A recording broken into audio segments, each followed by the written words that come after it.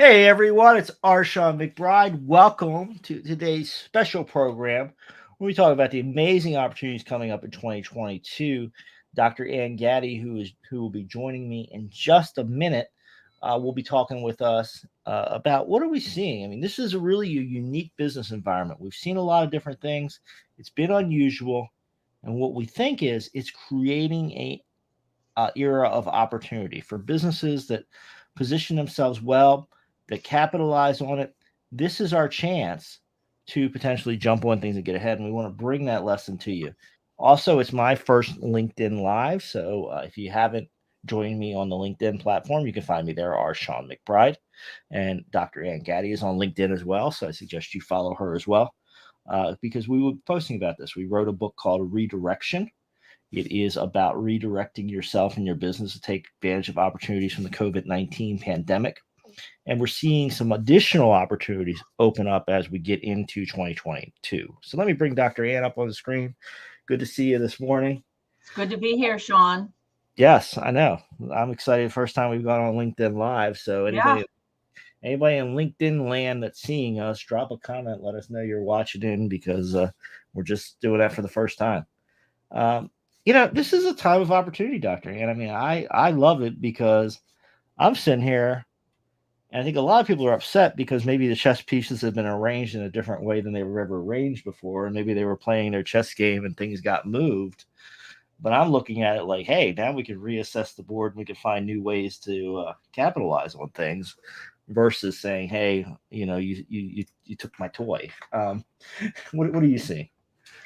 Well, we see such negative comments being delivered by the news all the time, the media, about inflation. Yes, we're at a 30-year high. So we realize that. And we realize that inflation is going to have an impact on business inventory, labor, supply chain, all of those things. But it's still a chance when you run into a challenge such as inflation. It's a really it just begs for you to reassess where you are and to say, hey, are these labor costs still in alignment for my strategic plan?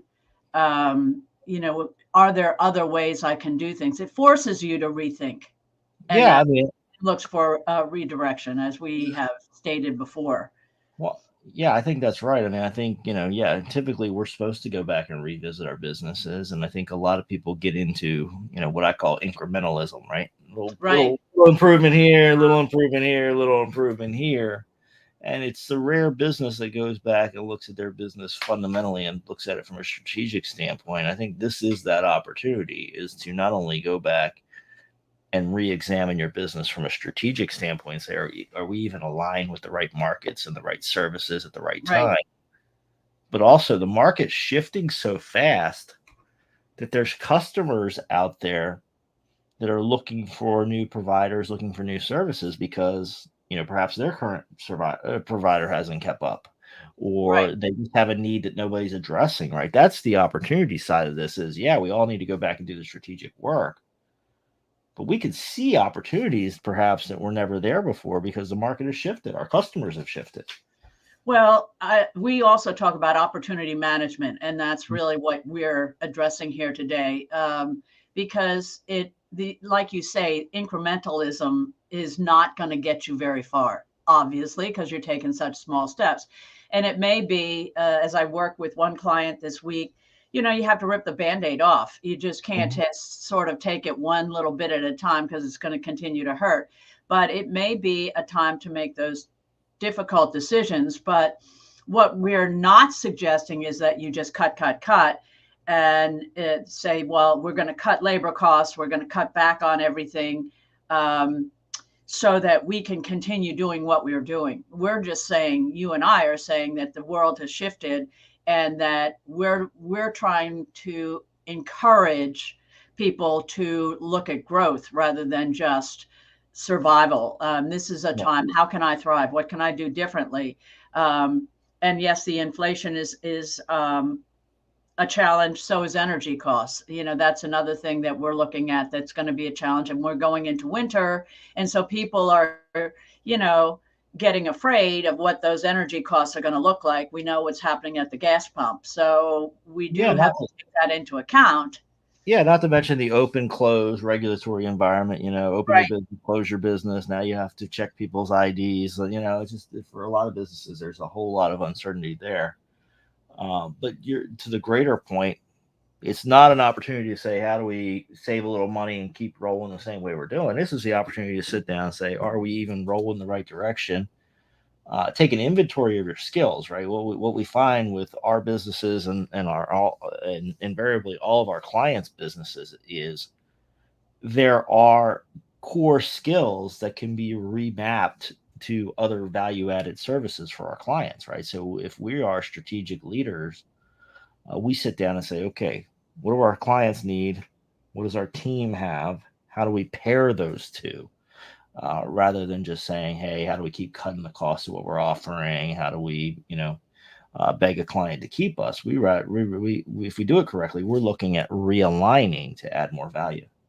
Well, and strategic partnerships, so that, as you say, we want to add value. So how do we do that? We may have one particular product that we offer, but we have a strategic partner who offers something in addition that would be helpful for that product. They may be able to then upsell or work so that we can add value just by having partners work together. If you're in landscaping and you have, you're doing landscaping, but somebody else does sidewalk and brickwork and such that they can add to your landscaping, then you've got something that is of more value to your client because they can do both. Or, a CPA who says, hey, I see that you need some assistance. You're doing well in your business, but here's a business strategist who can help you for next year.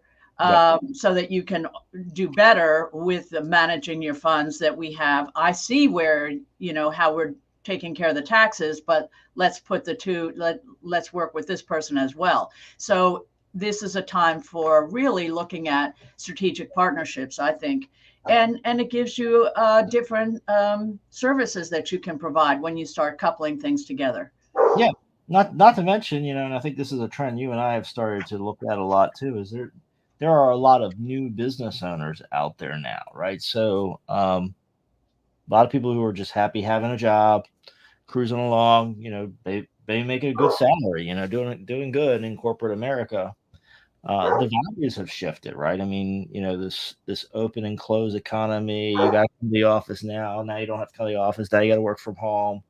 The other requirements that are popping in because of, federal pressure, et cetera. Some of these employees are just saying, hey, I'd rather do my own thing. I'm at a point in my career where I'm good at my job. I have skills. I can sell those skills to other people, and I don't need to have just one boss, who keeps changing the rules on me. So we're seeing a lot. There are two things that I want to bring up. First of all, I love the hybrid workforce. I love the workspace that is hybrid. I've really done a lot of research on that. I've worked with companies to create a workable hybrid environment. And I think it allows for much greater opportunity for the business and for the employees. It allows for the blending of personal life and work. You have to be careful. You have to set guidelines, but at the same time, you can work remotely. And so all of a sudden, the talent pool for a company, if they can handle remote workers, has just increased because it doesn't matter where the people live. So they can really provide services for their clients with the best talent because they've been able to hire in a different way. And the other thing that I think about entrepreneurs now is that they can take those gig skills that they had, those gig jobs that they had, and create a business. And so again, they can put together a very different business model that allows greater flexibility. The overhead is much lower, Shawn, because they're not in some workspace that's, in downtown Detroit, Pittsburgh, Los Angeles, that's costing tons of money. They are sitting at home able to do this kind of work. So it just allows for greater flexibility in how we are doing work and how we are providing our services. Yeah, it's something you almost have to do because I mean, the point I was getting to is the frustration. There's a lot of employees that are frustrated because they've had employers say, hey, you're working for us. Oh, now go work from home because it's too dangerous to come to the office. Now we want you in the office. Now we don't want you in the office. Now we want you in the office 2 days a week. Now we don't. Really, we as employers, if we challenge ourselves to think about the value added of our employees and are they getting the core things done? Are they delivering the value to our clients? That's what we need to focus on. I understand the collaboration of the team. I understand why some of these people want to go in the office, but I think a lot of these, there's a number of people in the labor market that I've spoken to that are just frustrated by kind of these quickly changing rules, don't know what to expect, and really they're just not liking how their employer is, making these rash decisions, not getting their input. And then suddenly the working conditions change every month or two. Yeah, and I think that a smart employer, smart leader is going to do two things. First of all, listen to the needs of the employees and see with this change, especially if you've got school-age children or you've got elderly parents, what those employees may be facing, and make certain that you are allowing for them the grace to get whatever they need, whatever time they need. But then I think that we don't take advantage of the technology when it comes to collaboration. And yes, we need teams to work well together. So if they're going to work well together, let's make sure we've got the correct collaborative tools. You and I work on Google Docs all the time. Yep. Back and forth, you down in Florida, me up in Pennsylvania. So it's able for us to work together without everybody having to be in the same room looking at a whiteboard. That no longer needs to happen. We can work together just with technology and such. And I think that becomes something that employers are going to have to explore more and make sure that they've got the collaborative tools in place so that they can do. Another aspect of monitoring productivity is look for results and not time spent. In the office, you can say, okay, you need to put in 40 hours of seat time in your cubicle. If you're home, what we want you to do is here are specific projects. We want you to have them done at this particular time, this quality level. So we're looking for results-based monitoring as opposed to just time spent. Very different aspect. Very different aspect. And I think, the best companies have been focused on that already, right? They've been, right. For better or worse, you remember Jack Welch's tenure at GE, right? He would rate everybody and, you would you promote your top people and your bottom people you would actually cut, so. Yeah, the bottom 10%. Right. He's been famously doing that for some time, with mixed reviews. But the idea was that focus on productivity, not how much time did you spend at the GE office, but did you get the job done? Did you meet your objectives? And I think we're all getting challenged to move to that. It's kind of, I guess it's lazy or easy as an employer to, walk around the floor and see if everybody's sitting at the desk. That was a famous exercise at the big law firms, right? You walk around at 6 p.m. and you see if everybody's sitting at their desk working or not. But you do have to worry.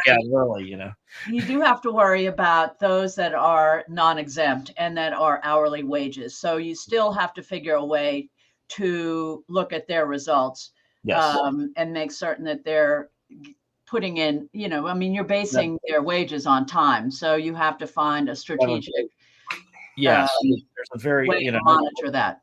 That's part of the regulatory system. That is a tricky challenge today, and it's be made even harder by this, right? Because generally the wage and hour laws are going to say you pay the person for the hours they work, regardless if they're productive. So, obviously consult with your company's lawyer, look at your local employment laws. We're not saying to do anything that would violate that. What we're talking about is structuring in a way that allows you to work. I think you and I, Dr. Ann, had talked about, at some point using like a bonus type structure, right? So to help with this hourly problem, which is you may have some hourly employees, particularly if you have a large basket of employees. Maybe you have one or two that aren't as productive as others.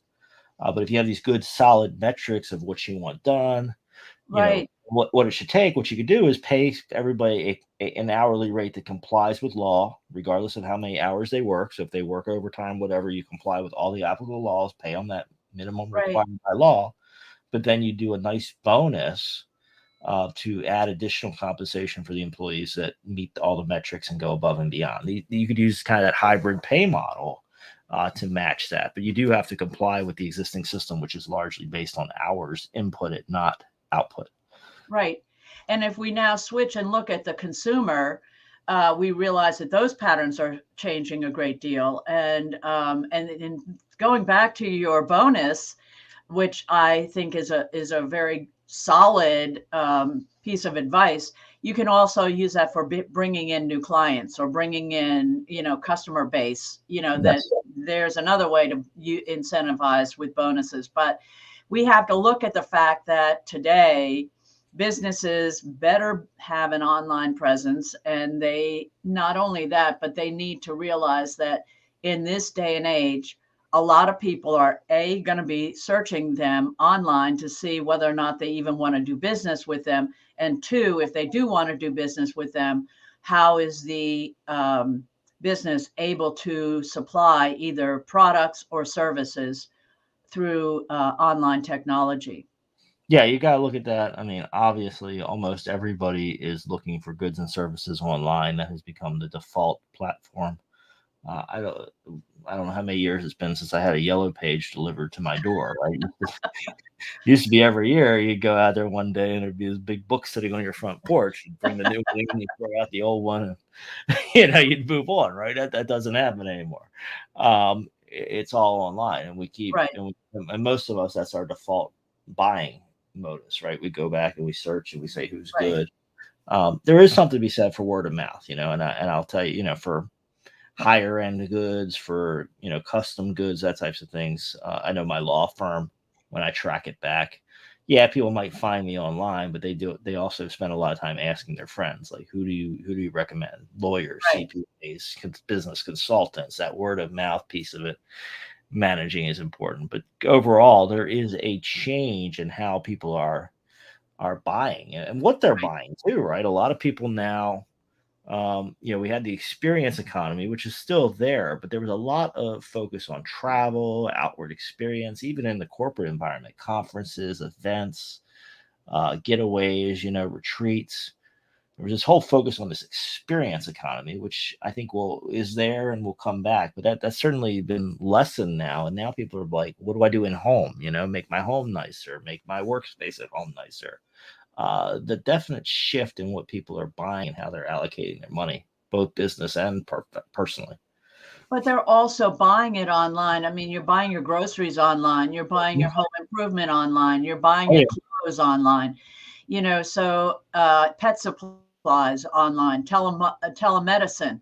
Yep. There's just a great deal that has shifted um, to online buying. And so I think that that's something that's not going to go away. I think the pandemic accelerated that to a great extent, Right. but people have found the convenience. If I have 3 kids at home that are under the age of 6, maybe I don't want to go to the grocery store because I have to take those children with me. It's a lot easier just to have the groceries dropped off at my front door.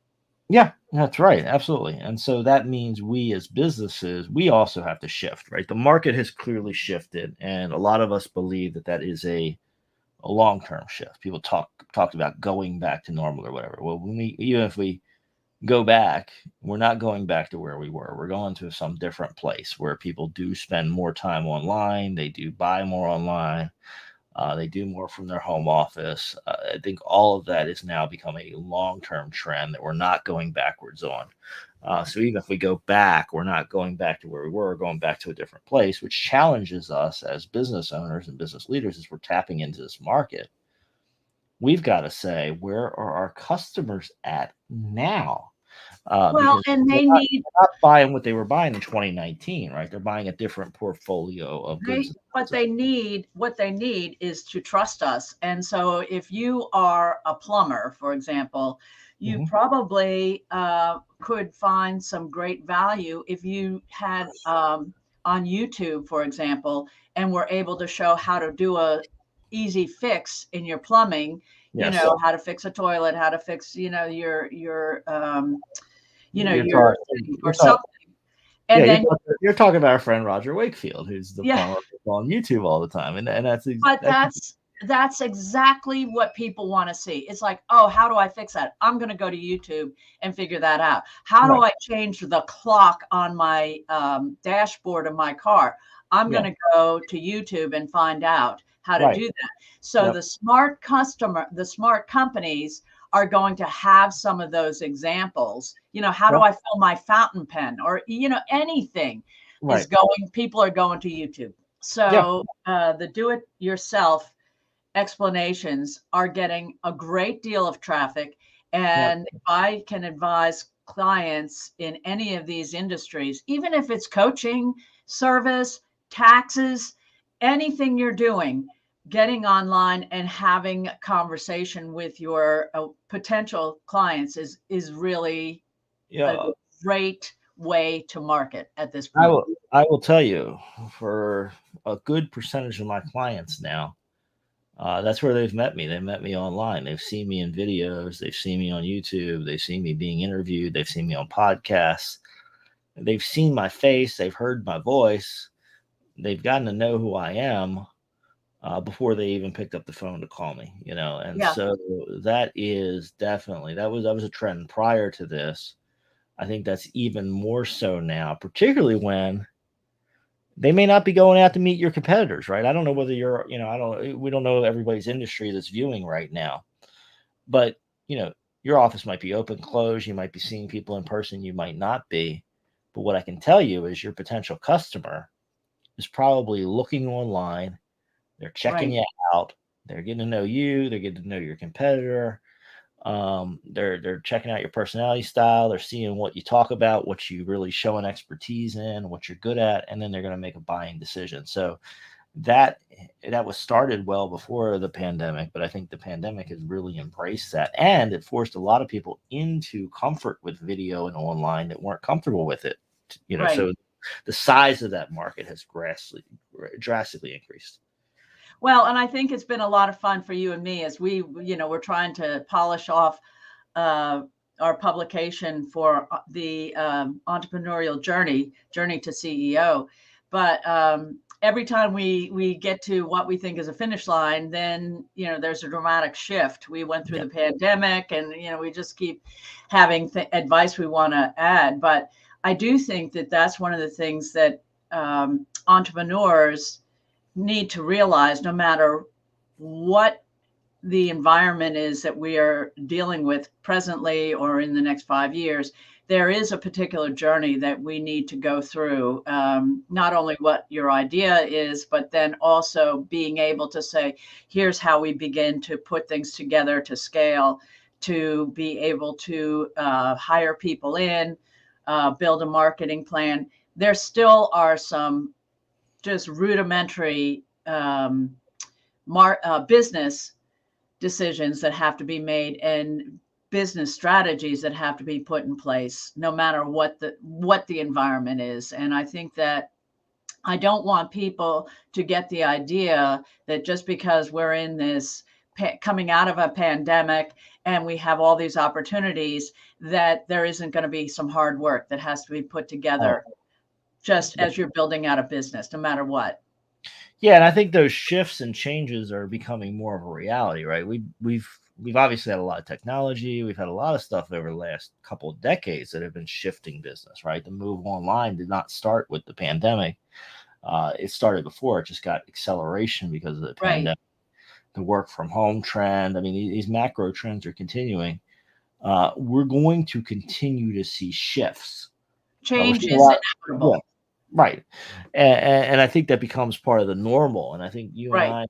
I have talked about business pivotability is the phrase that we've used now to Right. talk about this concept, which is, not only do we need to build a business to be solid, to focus on fundamentals, to have mission, vision, values, to deliver value to our customers, we've got to be teaching and building ourselves and our teams how to pivot.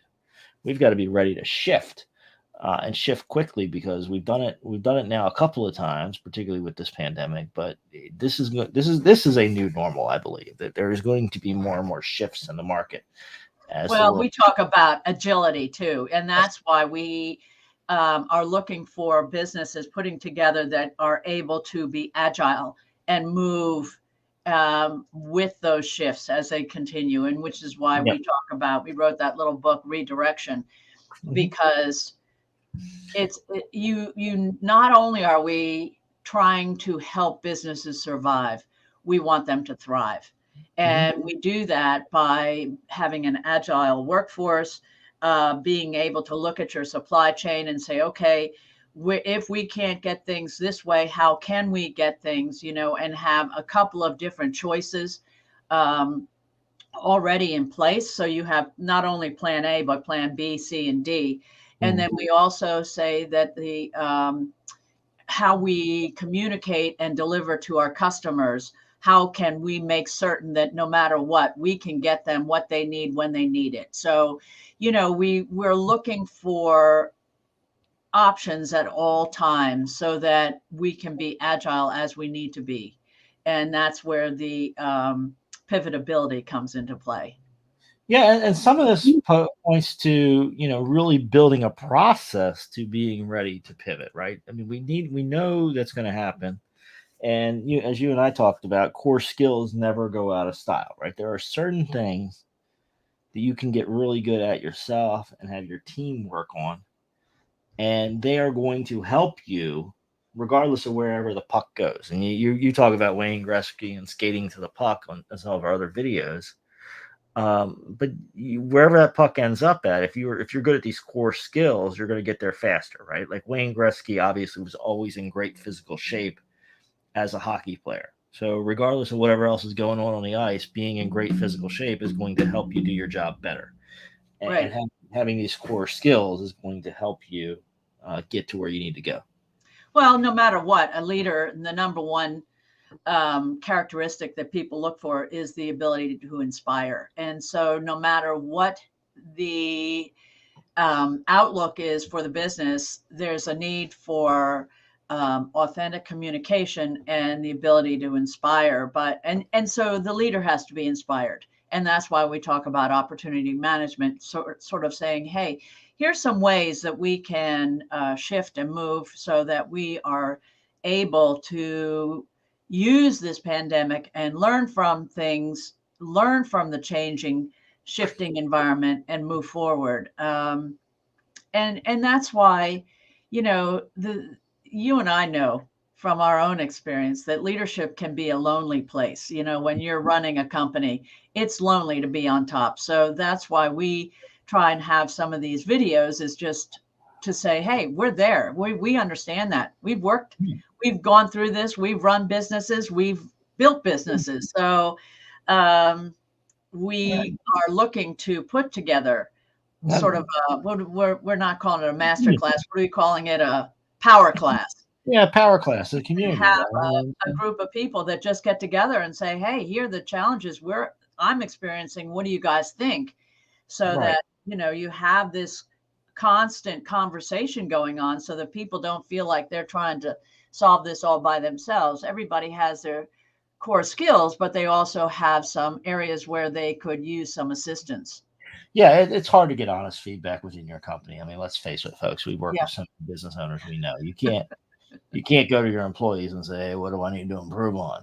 Because they're not going to give you an honest answer. And you also can't go to your employees and say, man, I'm having a tough time, or I'm thinking about laying 20% of you off, or I'm thinking about massively restructuring the company, right? There's conversations you can't have within your company. And that does lead to that loneliness at the top, right? Because a lot of times you're the only person that has a piece of information. Maybe your board of directors, if you have that, or, some other strategic leaders might have some of the information. But generally, you as the owner are the only one that has the picture of the whole puzzle. Right. And then for strategic reasons, you can't give out the whole puzzle to your whole team, because it would lead to competitive disadvantages, undermine your upcoming strategies, make them harder to implement. We understand that. We've been there.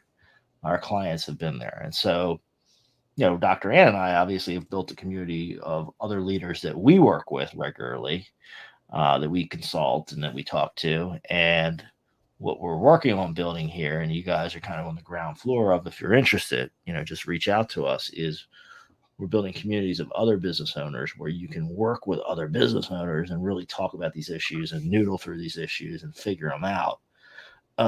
Because this is a tough time. We got to make these companies more agile, increase the amount of business pivotability we have, get strong in these core skills.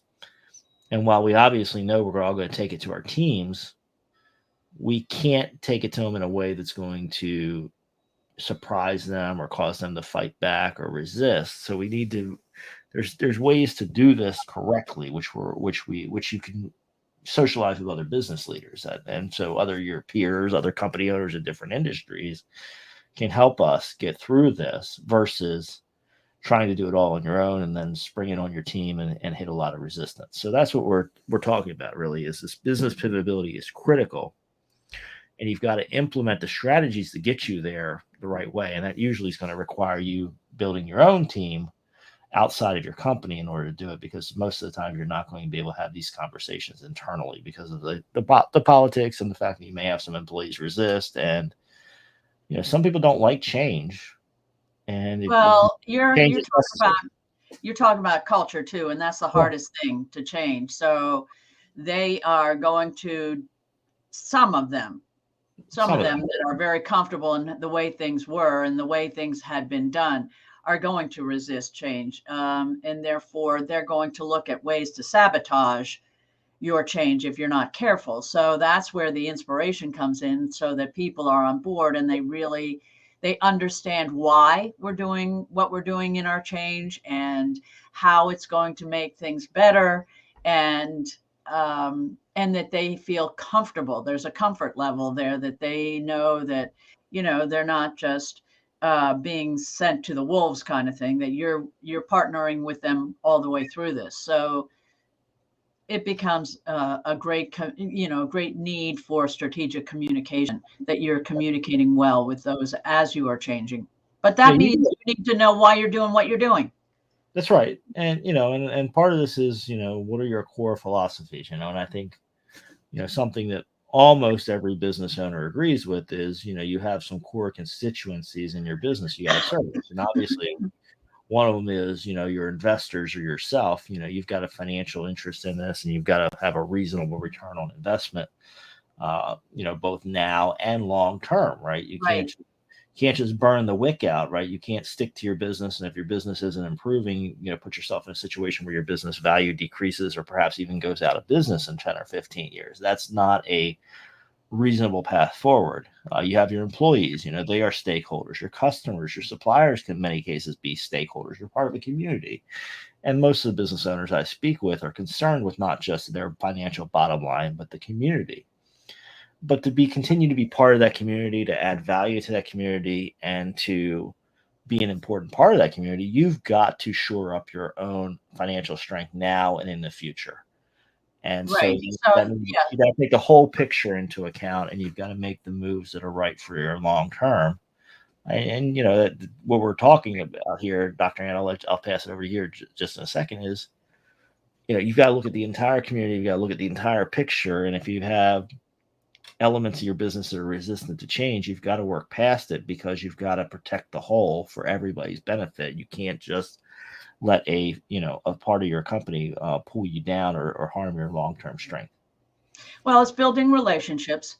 And that's why, as you're making your shifts and changing and staying current and relevant, yes, you need to obviously build relationships with the community, as you're talking about, Shawn. And in doing that, that's part of that, what we call marketing, but it is the way in which you communicate and in ways in which you interact with your community of clients and where you are residing with your business. But then there is also the marketing back to the employees, and there is that marketing that becomes very important, and there's that relationship building that occurs within the organization itself.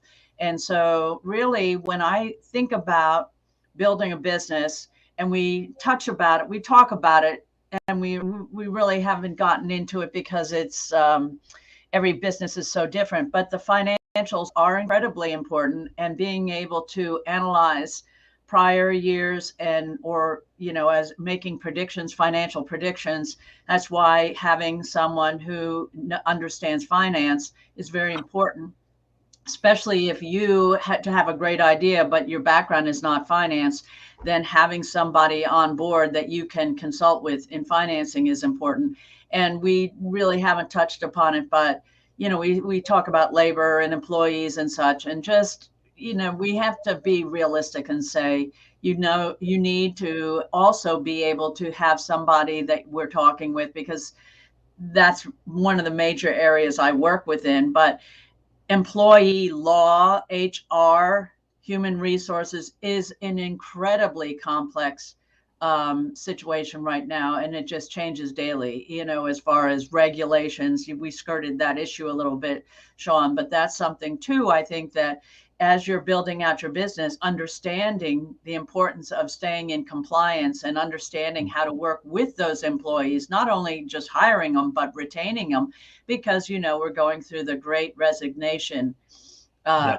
exodus of employees right now who are jumping ship, just as you talked about, Shawn. They are sick and tired of these employers, and they're jumping ship and they're going somewhere else. And a lot of them are starting their own business. So having that ability to build the relationships and know how to take care of my finances, how to take care of the people that are working with me, and how to take care of the customer that I'm serving. 3 areas.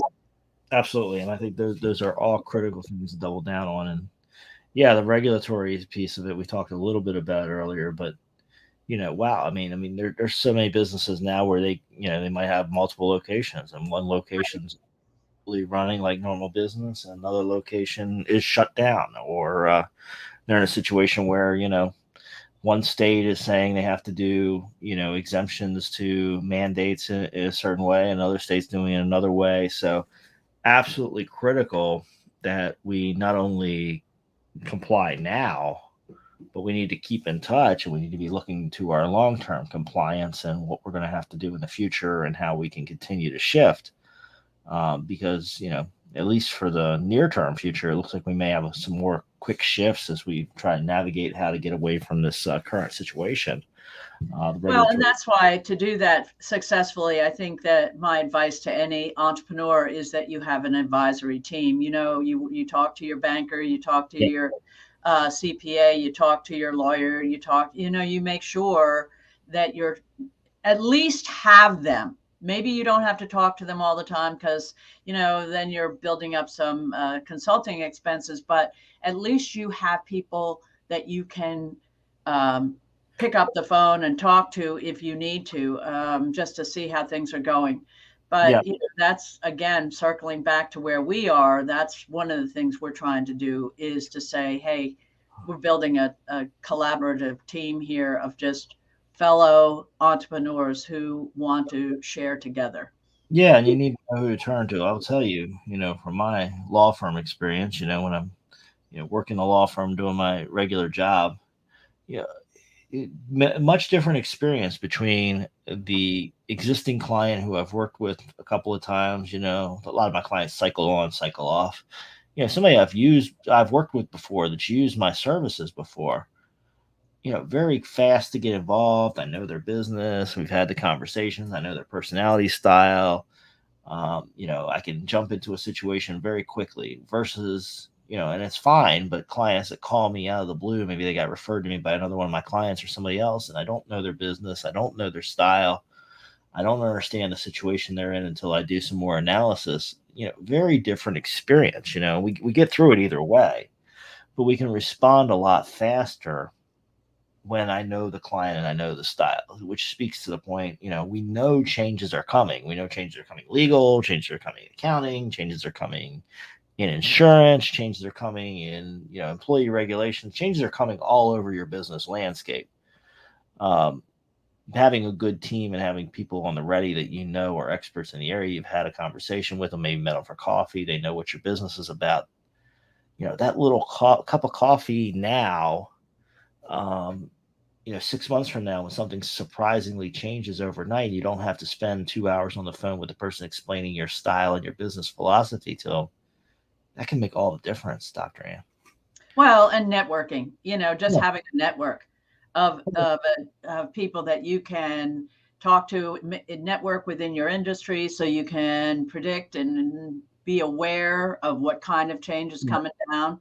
But also, your network just in your area, whether you're to the local chamber or you're with a women's group or whatever kind of networking you can be doing is invaluable. And sometimes we get ourselves so busy in our business that we don't have time to really get outside our bubble and get to know other people. But it's incredibly important. And like you were saying in previously, Shawn, word of mouth is still the best marketing tool out there. It's if somebody gets word of mouth about your business from somebody they trust, you're 80-90% of the way to the sale, right? Right. You just gotta finish it off, and hope somebody doesn't dangle a really ridiculously low price out there. And I've had those clients too, where somebody was going to hire me, they got referred to me, somebody else dangled a ridiculously low price, and a lot of them have actually come back. They ran off with the person who had a ridiculously low price, thought they were going to get a great deal, and then they come back and say, I didn't get the experience I wanted, I want to work with you now, right? So Right. but but the networking is powerful, and the networking is also powerful closing those gaps. We talk about picking up the yellow pages, talk about Googling, but you really don't want to build your close advisory team through Google. You don't want to just say randomly, I need a law firm in Pittsburgh, or I need a law firm in Los Angeles, or I need a insurance person, I need a HR help. You don't want to just like randomly toss it out on the internet. What you really want to do is know who you're going to go to. And if Right. you don't know who you're going to go to, then you have your network, right? And then you can call up and say, hey, I've had a lot of meetings with Bill. Bill's in a different industry than I am, but I like the way Bill thinks, and I like the way his personality style is. Why don't I call Bill and ask him who he would call if he had a employee regulatory problem? You pick up the phone, you call Bill, and Bill says, "Oh, call Mary," and then you call Mary. Right now, you've already know that you're with somebody who probably works well with your personality style. Right. That's part of this community that you and I have built for ourselves, but now we're going to start building teams and groups for other people. Is Yeah. And I to think, have people to pick up the phone and call, right, and to know who they should work with, and if well, it's think not your about what personal we style, do. maybe it is. Yeah, go ahead. Think about what we do. We work well together because we're both trying to assist entrepreneurs building their business. And you come at it from the legal and financial end of things. And I come from the human relations, employee and human capital end of things. And we both know how to set vision. So it allows us to say, here are the things. And we also have great experience, anticipate what's coming along, with the environment. So it allows us to work well together because we're handling the whole picture. That's And right. that's what I talk about. That's what I mean with strategic partnerships. So that, that the client gets the best of both worlds. Absolutely. Or whatever we're doing internally, and we're spending a lot of time talking about internal because it is so important. But there's kind of the inside, and then there's outside, right? Something Right. within the four walls of your business, you've got a lot of stuff going on. Ideally, to your client on the outside, they really don't know what's going on within the factory, right? They just see the nice finished package come out the door, Right. tied in a bow and, ready to go and perfect for their needs, right? That's the ideal world. And then internally, you're doing all the stuff you need to do to make the perfect product for your client. What we're talking about a lot today is making that perfect product for your client, which is about your teams, about culture, and about this business pivotability that Right. we keep talking about, and that we're going to be focusing more on the future. This is we've talked about pivoting, we've talked about change. What's different now as we move into 2022 is we're saying businesses should be really specifically investing money and time and effort into being able to pivot. This is not Right. something people pivoted before, but I don't think people spend a lot of time training themselves how to pivot. And this is what we're doubling down on now. If you want to have Right. a business that's going to stand the test of time, it's going to be strong 10, 15, 20 years from now, what you want to be doing is getting yourself and your teams ready to pivot. And it's really a different mindset than what other people are bringing to the table. So that's what Dr. Ann and I are talking about, is really building pods of people that are working on business pivotability and bringing it home to their teams. Because we're going to have to. There are going to be more shifts. The market is changing very quickly. Technology is changing. The regulatory environment is changing. Cultural values are changing. So this is all going to come home to your business at some point. Question of when. But I will caution businesses, we aren't talking about your core values and what you stand for changing. We're saying you've come together, you've built a business based on your beliefs and your core values, and what you think you should be providing as far as value to your customer client base. That will always remain the same. It's the ability on how you do things, the way you work. Maybe it's a different product, but it still provides the value that you're looking for delivering to your client. So we are specifically saying, don't need that. We're specifically saying that you need to stay constant in certain core values, but how you deliver them, how you work with your employees, that is where we're talking about the pivotability. So the business model is where we may see change, not who we are and what we represent. Right. That's right. Yeah, I think for most businesses, yeah, what your core value added, what you deliver to your businesses won't change. Now, it might change over time. I mean, you got to stay flexible, right? I mean, you look at a company like IBM. I mean, they went from computers to information to consulting, right? I mean, they have shifted massively what they do over time. And I've met family businesses too. As the market has changed, they've just evolved. And so we've got to listen. There is a real risk to just locking into something. But what you are going to do over time is assess who is your customer base, what is your value to them, and how do you address that, and how do you provide that value. So that doesn't change. What we're talking about is kind of this internal working, building the gears and the mechanisms, both within your company and this kind of external pod or community that you belong to where the two can work together, right? So you have to come up with ideas, visions, know how to rework the gears, and then you have support system to help you do that. Then work with your team within your company. And all the goal is to make your company more agile and more able to business pivot when necessary. Well, and if you take IBM just really still wants to help businesses work more efficiently, work better. So maybe they're not just worrying about certain technology that they used to deliver, but now with additional technology, they can provide even better services in a different shift. But still, it's helping businesses work more efficiently. That's right. And then example that we've brought up on the show before. If you haven't subscribed to our Journey to CEO YouTube channel, go ahead and do that, because there's other videos out there. There'll be more coming in the future. You can learn about a lot of different issues on that channel. Share it with your friends too. But Blockbuster is one we've talked about before. This was an entertainment company. People were going to Blockbuster for entertainment. And what Blockbuster got stuck on is the means of delivery of the entertainment, and the market passed them by. People were going to Blockbuster to get entertained. They thought people were going there to physically pick up a disc to get entertained, and people didn't care about picking up the disc to getting entertained. They cared about being entertained, and Blockbuster lost track of that. And that is a massive example of losing track of what your value added was. They thought their value added wasn't what it was. Yeah.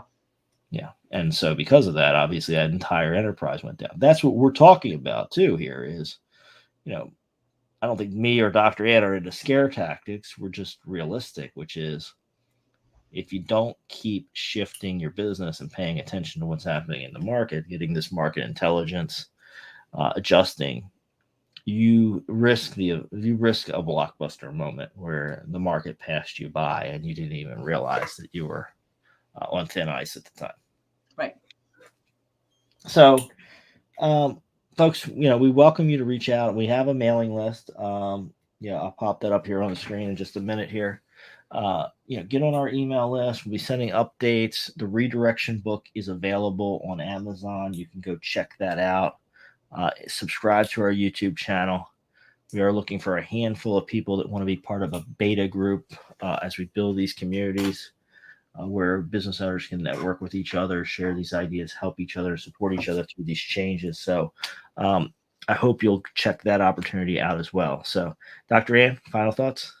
I just really appreciate working with individuals who believe in themselves and believe in what they're going to be providing for their clients. And it's a difficult time, but it's also a fun time in that if you look at it as an opportunity. Exactly. So I hope you'll stick with us, folks. Get on the mailing list here. It's coming up on the screen right now, and it'll give you a great opportunity to be with other like-minded people and really get ready to go to the next level. So, and I'll get that link up there for everybody. Magic Internet is working right now, and that's the name of our YouTube. That's the name of our YouTube channel right there, Journey to CEO. So if you're looking for it, look for the Journey to CEO YouTube channel. Get the redirection book, and then feel free to reach out directly to me and Dr. Ann, LinkedIn, wherever you can find us. We'd love to talk to you, and if you want to be part of one of these beta groups, we'll get you plugged in. We'll get that process rolling. All right, Dr. Ann, I enjoyed it today. Thanks everybody for tuning in. Thank you.